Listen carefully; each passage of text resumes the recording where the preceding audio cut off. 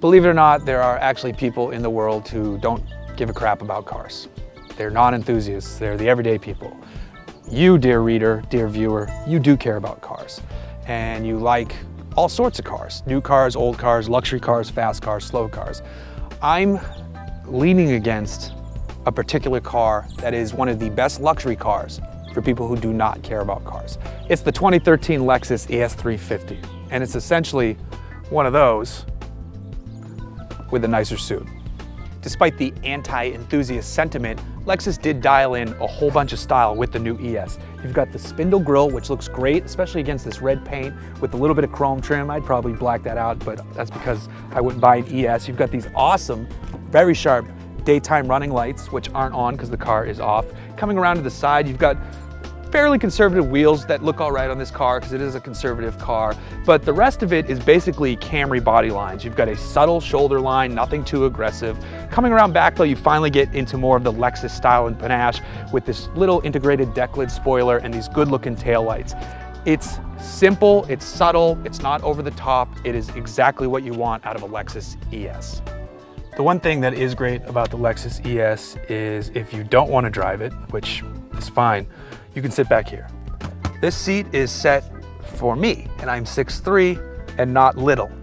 Back here, I have room. There's scallops cut into the back of the rear seat. The material is comfortable and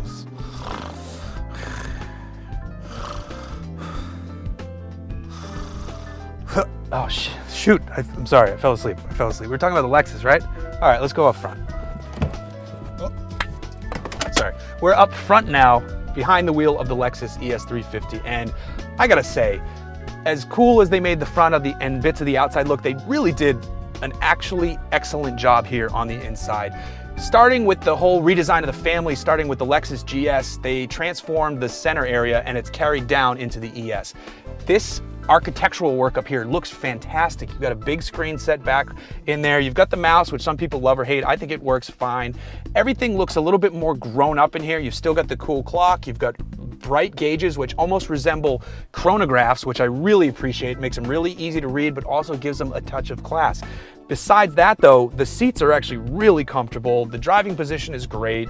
It's super adjustable. These are heated. It is a luxury car.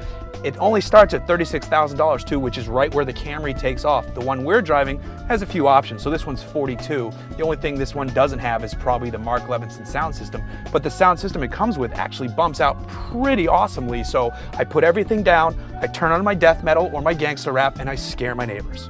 So once you press the power button and get this thing moving, keep the key in your pocket, which is the way I like it these days, it rolls down the road very comfortably, very smoothly. The transmission shifts fairly effortlessly. We're dealing with a 3.5-liter V6 engine, which pushes out about 268 horsepower, which is, if you dip your foot into it, I mean, it noses up and it goes a little bit. If you want to get a touch more response from that engine, there's a drive select mode down here. Eco, no interest. Leave it in normal, it's fine. But pop it into sport, you get a little bit more responsiveness from the engine. It just responds a little bit quicker.